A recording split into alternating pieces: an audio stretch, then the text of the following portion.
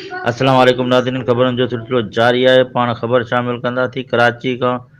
कराची जे इलाइक़े लासीकोट में होली जे टें ॾींहुं बि होली जा रंग निकिरी पिया। वज़ीर आला सिंध जो स्पेशल एडवाइज़र इक़बाल सांस गडा प्रेस क्लब जो चेयरमैन मीर अली गौर बलोच, नायब सदर जयराम पडियार, महबूब उर्फ़त ऐं ॿियनि पारां पीपी जे जियाले चंदन कुमार समेत हिंदू बिरादरी सां रंगनि जे त्योहार होली में शिरकत।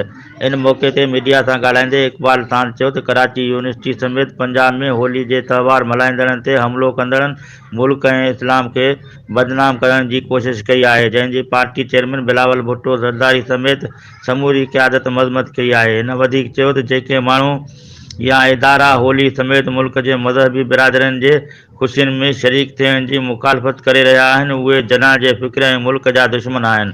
उन वधीक चयो त हिकु तरफ़ समूरो दुनिया अंदरि पाकिस्तान जी सुञाणप ते केतिरा ई सुवाल उभिरी रहिया आहिनि त ॿिए तरफ़ होली जे त्योहार गॾिजी मल्हाइणु घुरिजे। हिन चयो त चंदन कुमार असांजे पार्टी जो जियालो आहे। हू मूं वटि होली त्योहार जूं मुबारकूं ॾियण जे लाइ पिया अचनि, पर मूं खेसि रोकींदे चयो त अवां असां जूं ख़ुशियूं हिकु ई आहिनि ऐं असां अवां वटि अचूं था अवां जे ख़ुशियुनि में शरीक थियण जे लाइ। उन मौक़े ते अला वरायो ख़ासकेली जाफ़र बुरफ़त, वसंत मल, डॉक्टर अशोक कुमार, चीतन मल, मींगवार, सुरोप चंद ऐं ॿियनि पिणु शिरकत कई।